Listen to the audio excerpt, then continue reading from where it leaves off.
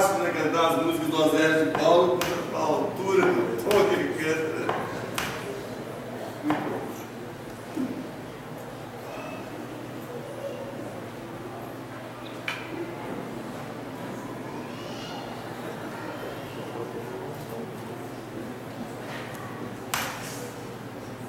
Hoje o nosso salão, né, está muito lindo. Lindo é pouco, está maravilhoso. Maravilhoso é mais do que bonito, né? São coisas estupendas, coisas indizíveis. Essa mistura de gente, né? Pessoas de todos os lugares, e principalmente aquelas que vêm de Guarapari. Fiquei entusiasmado ao passar, vindo para cá, vi um mercado, sei lá, uma padaria, não sei o que é aquilo, está dizendo lá, mercado Guarapari. Eu falei assim, o que é isso, gente? Olha, viajei tanto para encontrar um mercado ali com o nome Guarapari. Guarapari é uma junção de dois nomes, né? De um pássaro chamado Guará, e Pari era a armadilha que pegava o pássaro, né? Então é um lugar muito bonito. Alguém disse que quando Deus começou a fazer o mundo, começou em Guarapari e terminou aqui em Brasília. Saiu bem. Claro que toda obra que Deus faz é perfeita, né? E então Brasília também é um lugar muito bonito. Não somente essa mistura de pessoas de todos os lugares, vários lugares, mas também essa mistura de gente feia com gente bonita, né? Gente velha com gente nova, né? Esse colorido todo, aqui de cima a visão é linda. Vocês sentados aí, vocês não têm essa ideia, né? Mas aqui a visão é ampla. Pessoas com cabelo, sem cabelo, né? Né? Gordo, magro. Como Deus faz todo esse ambiente ficar bonito. Mas na verdade a presença do Senhor é que muda, né, completamente o ambiente. Onde Jesus está, ali acontece alguma coisa. Há uma frase, né, que tem nas Escrituras, e essa frase ela é muito marcante, quando fala assim, e Jesus no meio, né? Uma hora então no meio da multidão, outra hora no meio de crianças, uma hora no meio, ele morreu no meio, né? Então, sempre que ele esteve no meio, alguma coisa de extraordinário aconteceu. Eu espero que é isso que aconteça hoje aqui, né? Algo espetacular nos nossos corações. Hoje foi maravilhoso, a manhã hoje foi linda e nos sentimos realmente abençoados pelo Senhor. Vamos abrir o Evangelho de Marcos, capítulo 2.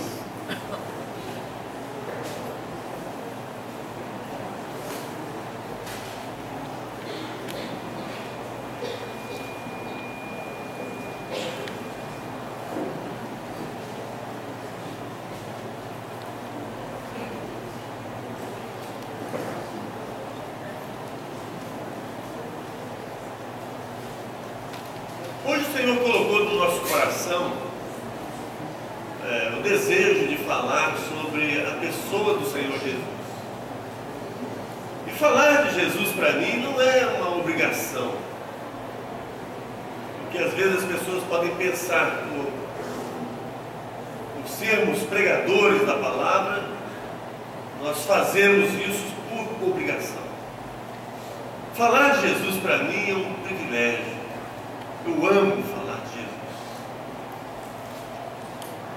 Jesus. Jesus era surpreendente demais. Eu fico pensando que os apóstolos, devia ser fantástico, né? Caminhar com Jesus, as histórias que Jesus contava, as parábolas que ele elaborava, e muitas delas aproveitadas pelas experiências do dia a dia. Às vezes entrando na casa de alguém, indo num vilarejo, ou lá no mar da Galileia, com os discípulos em barco, olhando alguém numa plantação, olhando um cenário, né, uma imagem qualquer da natureza, lidando com pessoas, conversando com elas, fazendo os seus milagres. que é mais interessante do Senhor Jesus é que ele sempre foi, assim como o Pai, surpreendente. Ele sempre surpreendia as pessoas com as suas atitudes, com os seus atos. Jesus ele sempre procurava inovar, né? Sempre fazer coisas diferentes. Ele nunca gostou de fazer coisas iguais. Ele nunca gostou de copiar nada de ninguém. Ele sempre surpreendia as pessoas. E a cada dia, a cada momento, a cada hora, os discípulos ficavam maravilhados com aquilo que Jesus fazia. A Bíblia nos diz que um dia Jesus chegou, cansado, sentou à beira de um poço, começou a conversar com a mulher, e os discípulos tinham ido comprar comida, porque a viagem era longa e eles estavam já com fome. E quando eles chegaram, eles encontraram Jesus conversando com aquela mulher. Coisa que nenhum judeu faria. Primeiro porque aquela mulher era uma mulher samaritana. Eles eram inimigos. E por outro, principalmente naquele horário, ainda uma mulher de um comportamento duvidoso, Jesus conversando com a mulher. E a Bíblia diz que os discípulos ficaram maravilhados com aquilo. Não é maravilhados porque eles gostaram de ver aquela cena. Maravilhados no sentido de assustados de ver que aquilo não era comum. E Jesus gostava de fazer coisas que não eram comuns. Um certo dia Jesus falou para eles: olha, aproximando a Páscoa, e o dia da Páscoa. Então vocês vão descer. Falou para Pedro e João. Vocês vão descer, e vocês, e os discípulos olhando para ele, ouvindo Jesus falar, vocês vão descer, porque nós vamos realizar essa Páscoa em algum lugar. E naquela época as pessoas, entre os judeus, tinham muitos, nas casas, compartimentos no segundo andar, grandes que eles alugavam para as pessoas fazerem esse tipo de eventos. Havia muitas festas que aconteciam em Jerusalém. Chamavam de cenário. Eu não sei se o Senhor Jesus falou no sentido de alugar aquele lugar, aquele espaço, ou se ele pediu emprestado. Mas a verdade é que o Senhor Jesus, o que surpreendeu os discípulos é o seguinte: vocês vão descer aqui e vocês vão encontrar um homem levando um cântaro.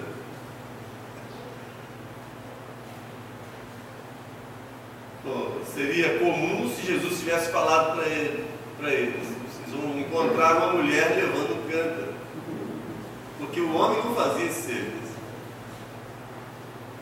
Buscar água, tirar água das cisternas, dos poços, levar água para casa, para abastecer a casa, era serviço da mulher. Homem nenhum fazia esse tipo de serviço. Não era comum um homem fazer isso. E Jesus os surpreende dizendo: vocês vão encontrar um homem levando cântaro. Eu posso imaginar os discípulos descendo, curiosos, porque seria muito difícil eles, no meio de tanta mulher que carregava água para lá e para cá, cântaros para lá e para cá, seria muito difícil para eles identificar que lugar seria esse. Mas um homem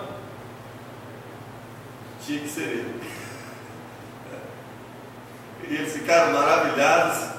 E o escritor sagrado, Lucas, como detalhista, ele diz assim: e eles encontraram conforme Jesus tinha dito. E aí vocês vão acompanhar aquele homem e vão encontrar a casa que ele vai entrar. E vocês vão falar com o dono da casa, para eles nos ceder esse compartimento para nós realizarmos a Páscoa. Pois, gente, é lindo demais. Quando você aprende a olhar essas coisas assim, então, aí você faz a leitura e isso passa tão, né? Você passa tão displicente nessas leituras que você não para poder analisar essas coisas surpreendentes. Mais uma vez, o Senhor Jesus me surpreende nesse capítulo 2 de Marcos. Olha como começa. E alguns dias depois,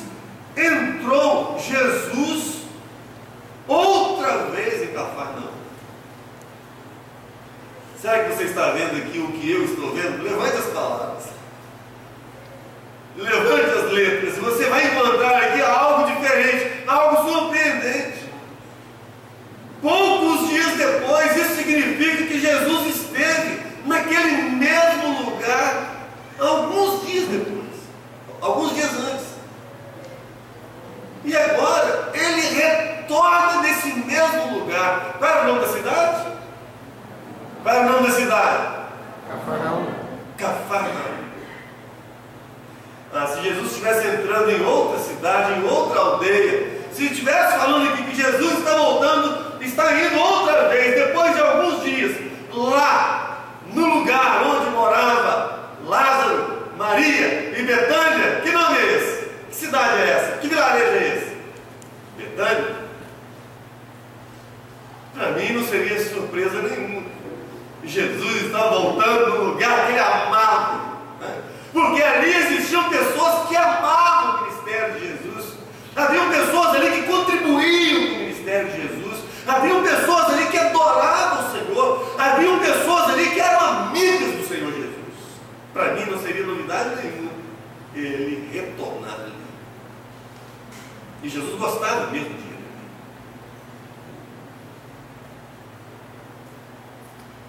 Mas quando eu leio que alguns dias depois ele volta a Cafarnaum, para mim é surpreendente.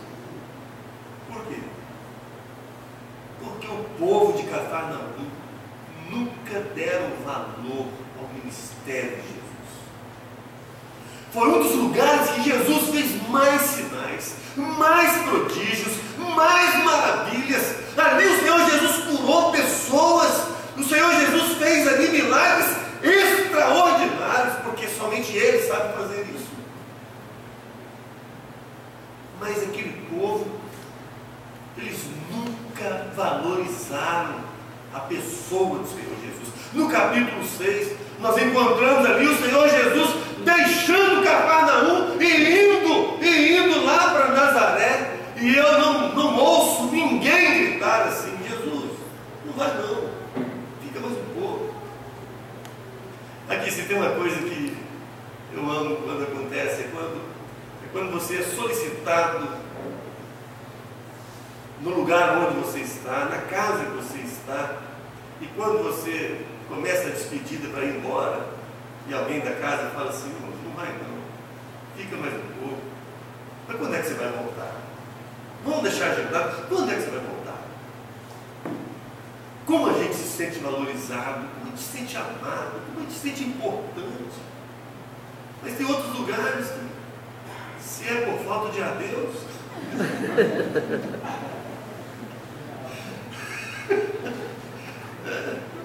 tchau. Nem um pedido, nem um clamor, né? Tão bom seria, né, se nos convidasse novamente, se falasse. Não tem coisa mais emocionante para mim que na hora da despedida que haja choro, que haja um sentimento de um amor tão profundo que às vezes você não consegue encontrar nem mesmo entre os seus familiares. De vez em quando acontece isso comigo. Ô Luciano, mas você vai embora mesmo? Não precisa ir embora, tem trabalho, tem família, tem que ir embora. Aqui, rapaz, olha meu terreno aqui. Mas é muitos alqueires de terra, eu vou fazer o que com isso? Escolhe um lugar aqui. Escolhe um lugar aqui, eu te ajudo a fazer essa casa. Você faz uma choupana aqui, uma cabana aqui. Você tem um lugar para você vir, para você descansar, faz aqui. E às vezes dentro da nossa parentela, nós não conseguimos nem um fundo de quintal, nem um metro quadrado para alguém dizer assim: oh, faz aqui, bora aqui.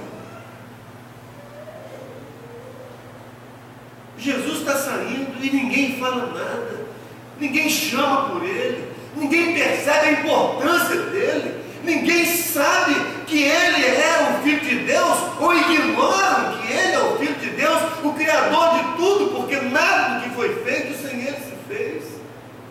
Mas nada.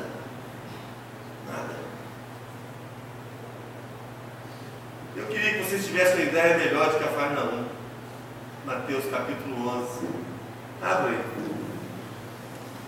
verso 23.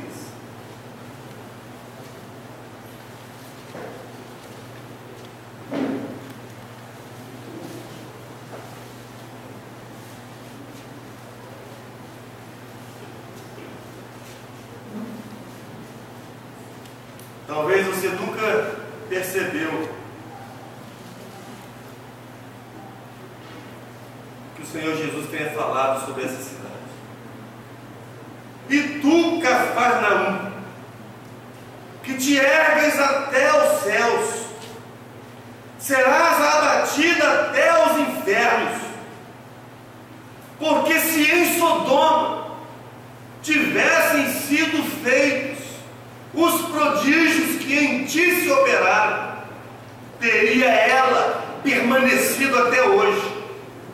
Porém eu vos digo que haverá menos rigor para os de Sodoma no dia do juízo do que para ti. Você percebe a gravidade do que era o povo de Cafarnaum? Agora é muito difícil para mim, meu querido, olha para mim, é muito difícil para mim, quando eu vou numa casa que eu sou mal recebido, pessoas mal educadas, eu, por livre e espontânea vontade, retornar naquela casa novamente. E eu vou dizer uma coisa para vocês, é muito complicado, eu não sei se o Eliseu tem essa experiência,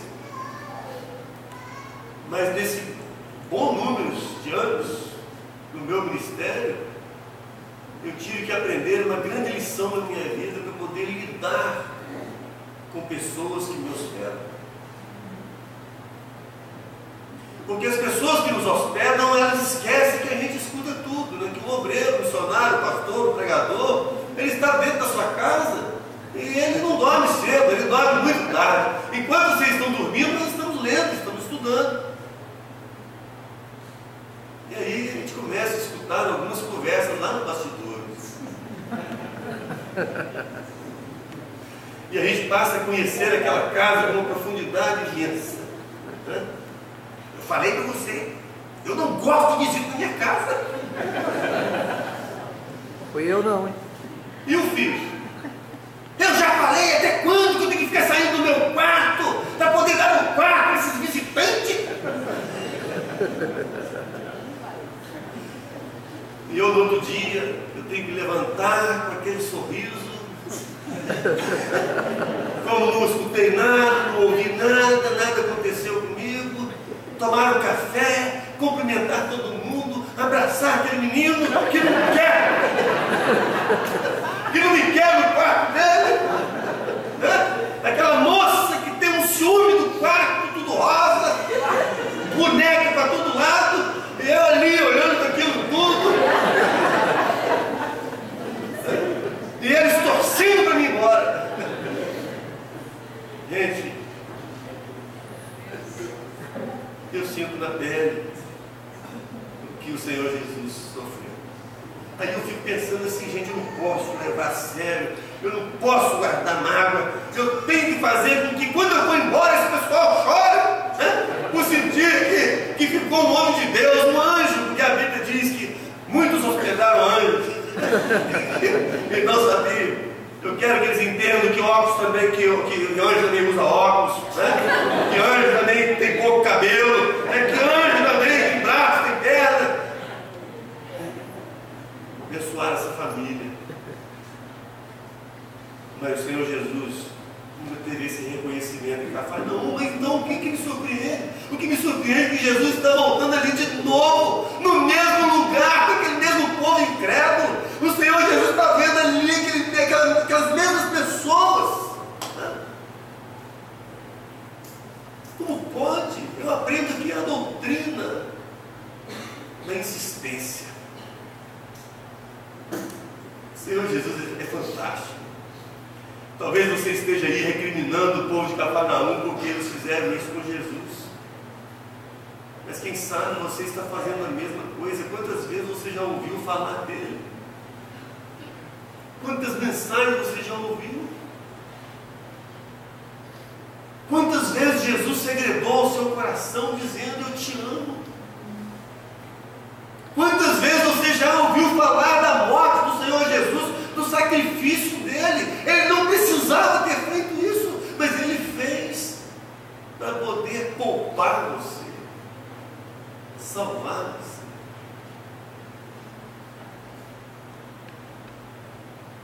Você desanimou com ele, mas ele ainda não desanimou com você. Ele acredita em você. Você fugiu dele, mas ele não fugiu de você. Ele ainda está do mesmo jeito, em sua busca, aguardando o seu retorno. Eu fico pensando quanta expectativa, né? Num momento como esse, quando a palavra está sendo proferida, quando o evangelho de salvação está sendo anunciado, quanta expectativa dos céus! É um exército de anjos aguardando a sua conversão, o seu arrependimento, a sua confissão. Está tudo pronto: as trombetas, os tambores, as guitarras, as baterias. Que expectativa do céu! Porque a Bíblia diz que a festa dos céus, quando um pecador se arrepende, pecador. Se um fizer isso, os céus hoje vão explodir de fogos, artifícios,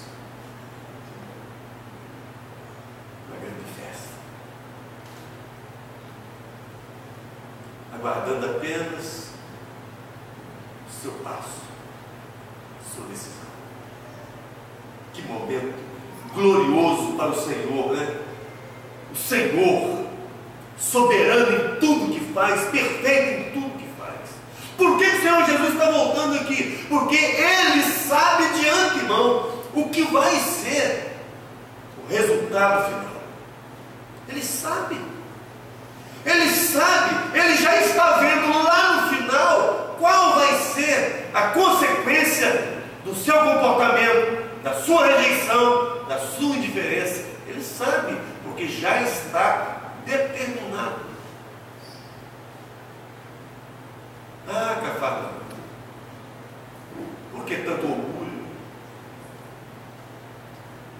Os moradores de Cafarnaum se orgulhavam da capacidade que eles tinham, do poder que eles tinham, da influência que eles tinham. Cafarnaum não era uma cidade pequena, era uma cidade grande, uma cidade importante. Tinha alfândega, sinagoga, era uma cidade importante, de muita gente influente. Não existe pobreza maior do que essa, o orgulho de que você possa viver, sobreviver, independente do Senhor. Jesus queria abraçá-los, mas eles não queriam ser abraçados. Jesus queria salvá-los, mas eles não queriam ser salvos. Jesus fez muitos sinais para eles crerem na sua pessoa, mas eles não creram através dos sinais que ele fez. E Jesus faz uma comparação incrível. Se lá em Sodoma, um dia que Deus destruiu aquele povo, queimando-os, se eles tivessem tido a mesma oportunidade que os moradores de Cafarnaum tiveram, porque Jesus morou em Cafarnaum. Ele não somente passou por lá, mas ele morou naquele lugar. Então eles não tinham desculpas, eles não tinham argumentos. O Senhor Jesus disse que o juízo mais duro do que os de Sodoma estava esperando. Querido, eu fico pensando, né, você hoje, né, num congresso como esse, eu não sei, talvez você nem acredite que você está aqui. Tem hora que está em algum lugar que você não acredita que está, você está ali. De vez em quando eu fico sentado ali, ouvindo aqui, os irmãos cantando, então, Paulinho falando, eu falo assim: o que eu estou fazendo aqui? Estou em Brasília, distante de tudo, do meu mundo, da igreja onde eu reúno, da minha família, né, dos meus filhos. O que eu estou fazendo? Talvez você esteja aí. O que eu estou fazendo aqui no meio desse povo? Que não tem hora, que não tem nada, não tem limite para nada. O que eu estou fazendo aqui? Olha que oportunidade. Vocês estão ouvindo falar de Jesus? Olha que momento sublime. Poderia estar falando aqui sobre qualquer outra coisa, né? Qualquer outro assunto. Mas olha que tempo. O Senhor Jesus. Estamos falando sobre um amor. Como pode o Senhor Jesus se importar tanto com a gente? Como pode? Como pode alguém fazer um investimento tão profundo, um investimento tão caro em alguém como eu e você? Como pode alguém trocar o céu pela terra? Como pode alguém trocar a glória celestial por esse mundo terreno? Como pode alguém trocar um corpo glorioso por um corpo que se corrompe, né? Por um corpo que sente dores? O Senhor Jesus fez tudo isso, porém menos o pecado, para poder te salvar. E aí Jesus está ali, junto com os seus discípulos, e ele começou a ensinar. Ele estava dentro de uma casa, e havia muita gente, mas muita gente. A casa estava repleta de pessoas. Para você ter uma ideia, que no capítulo 1, verso 29, provavelmente a casa que ele se encontra aqui é a mesma casa que ele esteve nos dias anteriores, que era a casa da sogra de Pedro. O pessoal fala tanto de sogra, mas Pedro amava a sogra dele. E logo saindo da sinagoga, foram à casa de Simão e de André com Tiago e João. E a sogra de Simão estava deitada com febre, e logo lhe falaram dela. Então, chegando-se a ela, tomou-a pela mão, levantou-a, e a febre a deixou, e serviu-os. E tendo chegado à tarde, quando já se estava pondo o sol, trouxeram-lhe todos que estavam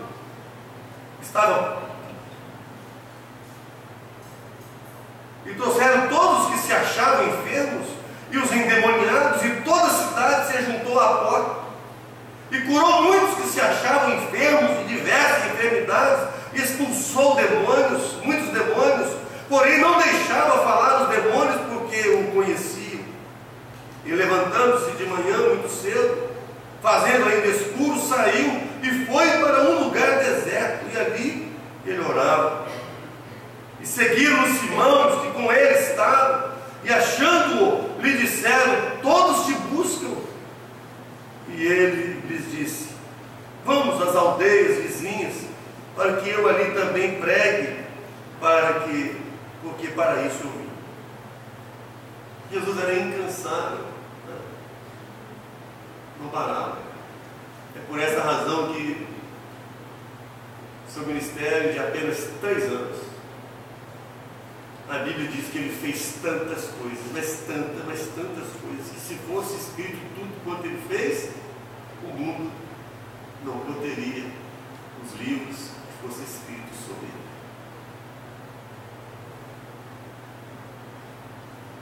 E logo depois de alguns dias, ele retorna a essa mesma casa. E muita gente encheu a casa por todos os lados, mas não distante dali ou distante dali, não sei, havia alguém que tinha um interesse profundo e uma necessidade extrema de encontrar com Jesus. 4 amigos chegaram perto dele e disseram: Jesus está lá. Você quer ir? Eu quero. Você quer ir? Eu quero. Tá bem. Então nós vamos. Eu queria chamar a sua atenção, querida, que toda e qualquer pessoa que um dia quiser ir a Jesus, você pode estar certo que vão se levantar muitos obstáculos para impedir você de chegar até ele.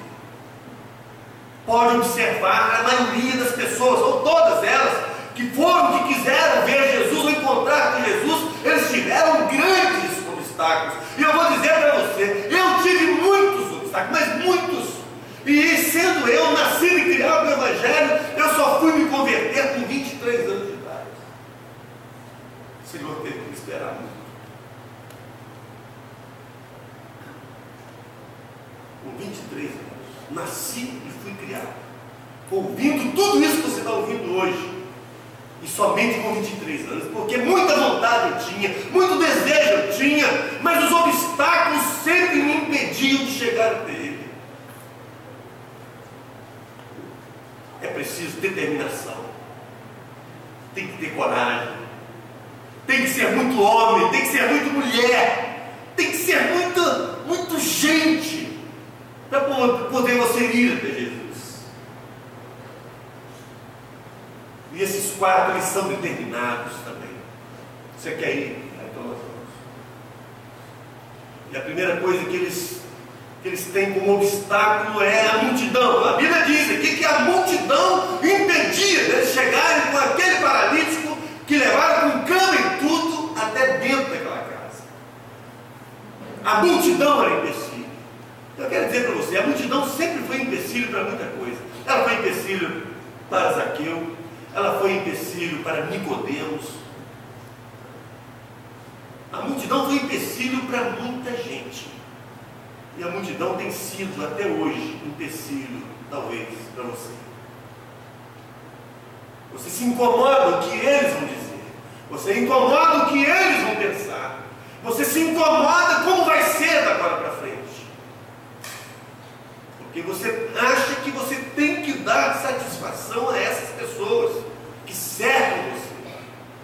Afinal de contas, o que vai acontecer de agora em diante depois que eu tomar essa decisão e ir até Jesus? Porque eu vou dizer uma coisa para você. Se você for até Jesus, a sua vida vai mudar.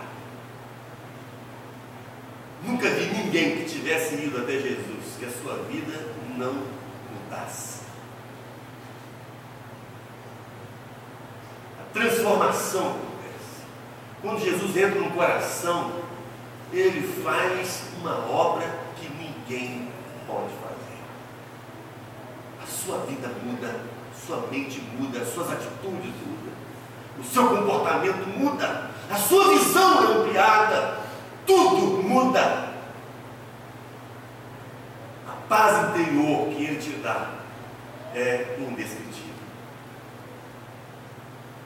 Para mim, aqueles 4 homens que estavam conduzindo o paralítico, quando eles chegaram diante da casa e que não havia mais como entrar, porque todos os compartimentos cheios, tentaram por todos os meios, não conseguiram entrar. Se eles tivessem voltado, para mim, já estava de bom tamanho.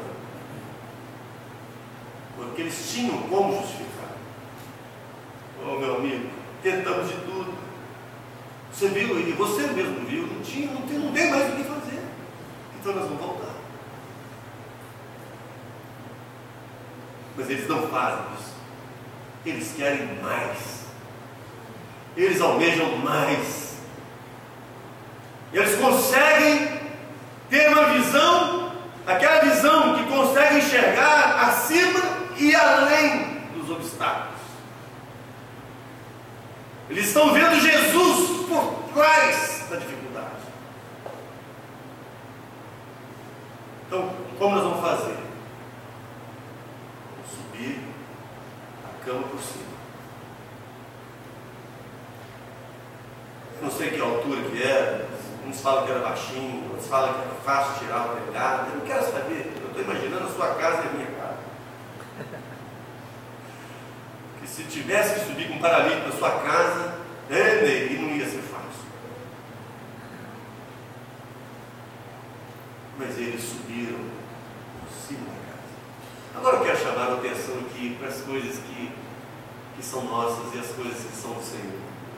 Tem hora que eu fico lendo isso e eu falo assim: ô Jesus, ajuda esse paralítico, dá uma saidinha lá fora, dá uma saidinha lá fora, ameniza um pouco, né, a dificuldade, a dor deles. E o Senhor Jesus não está nem aí. O Senhor Jesus está sabendo daquela confusão toda e Ele não faz nada, absolutamente nada. Mais uma vez Ele me surpreende. Vai lá, Jesus.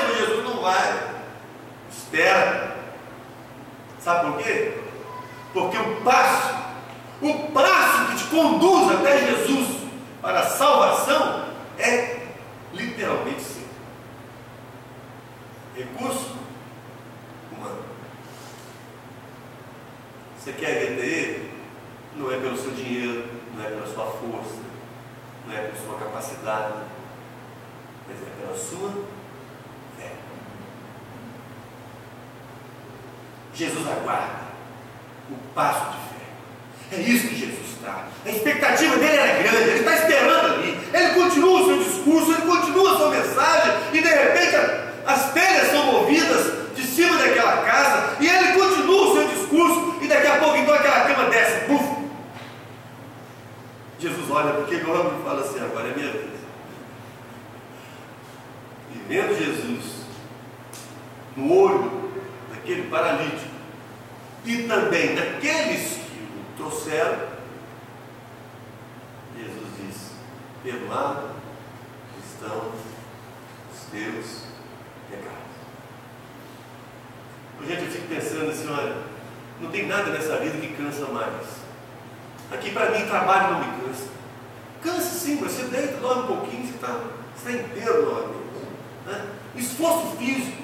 Tem dia que lá no nosso terreno, na nossa roça, né, a gente trabalha exaustivamente, capinando o meio, nós temos que chegar até lá em cima, chega lá em cima exausto por um serviço que a gente colocou determinação para chegar nele e terminar naquele dia. Sol quente, aí cansada, e ali está aí minha esposa pergunta assim: como é que você está? Estou um bagaço. Mas levando outro dia e estou pronto para outra de novo.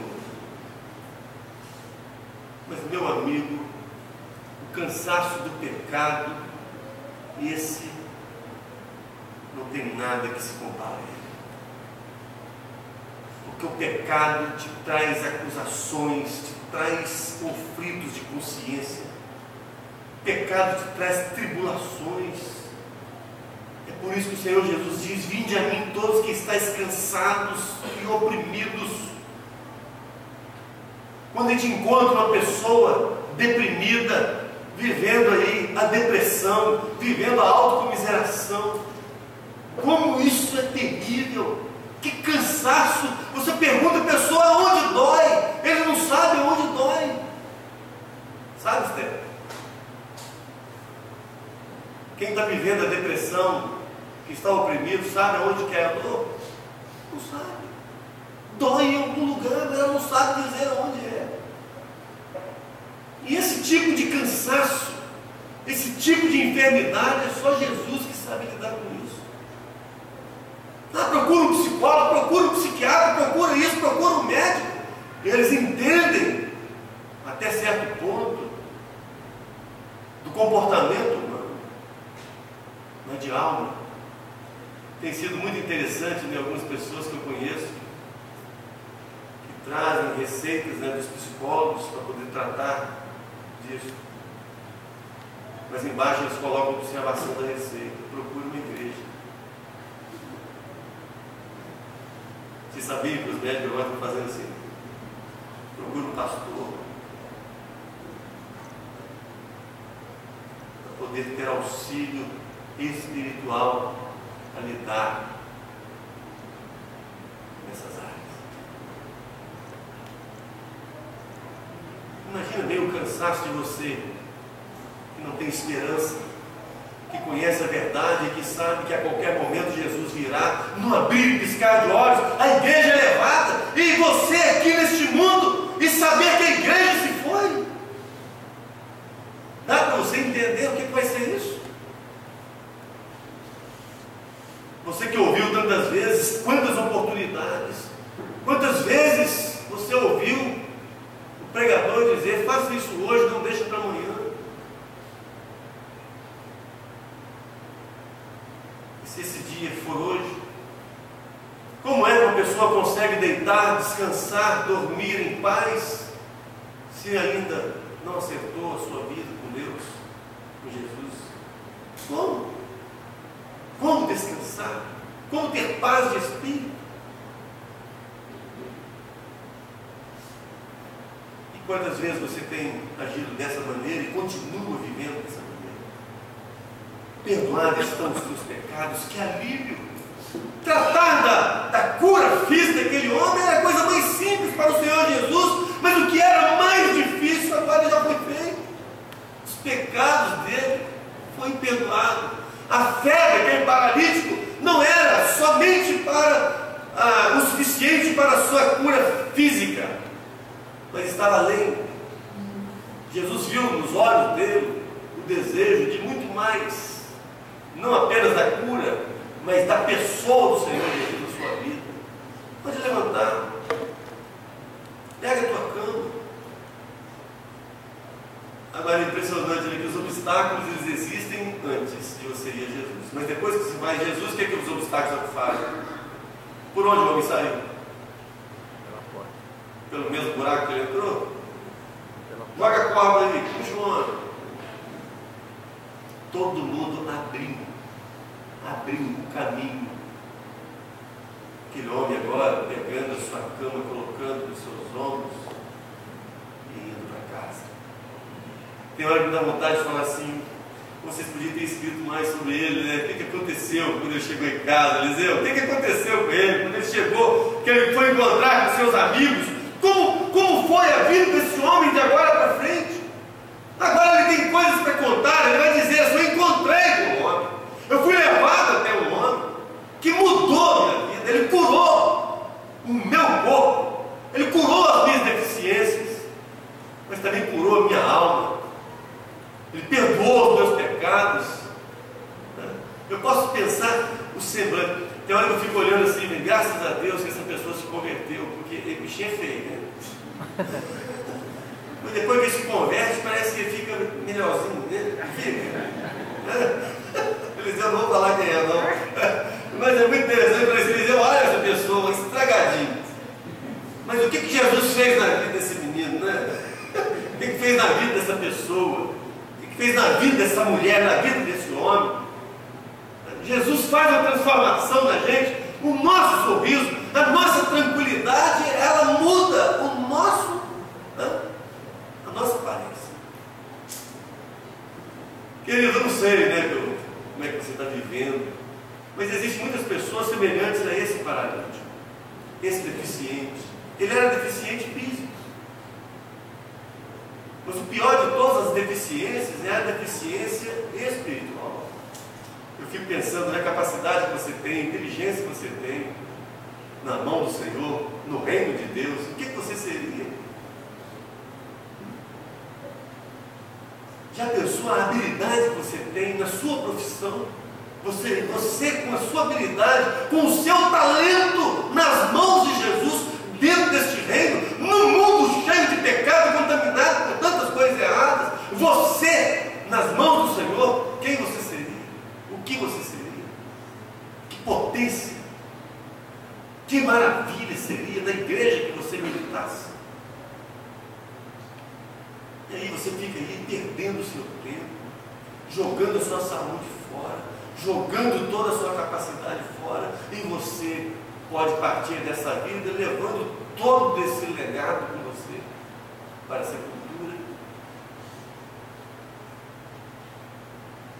Deixa Jesus fazer de você uma pessoa de valor, respeitada, querida, reconhecida por todas, não por sua capacidade própria, mas pelo poder do Senhor de Deus. Deus nos abençoe. Amém. Amém. Eu vou cantar a última música.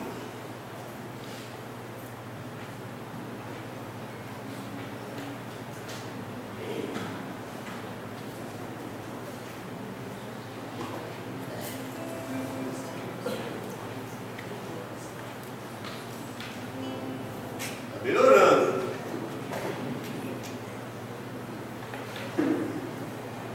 Ô irmãozinho abençoado.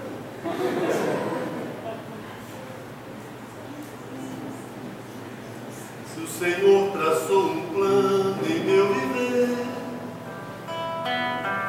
digo certo, Ele faz acontecer. Tenho paciência, fico a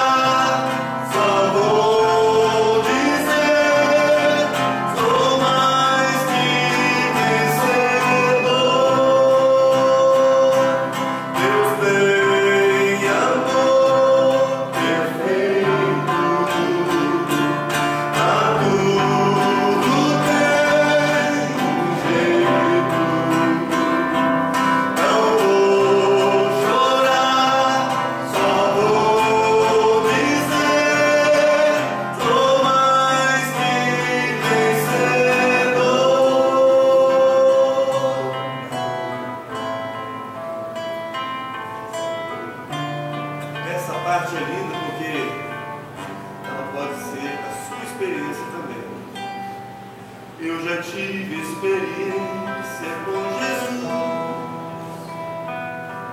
fui provado e humilhado, me senti, os meus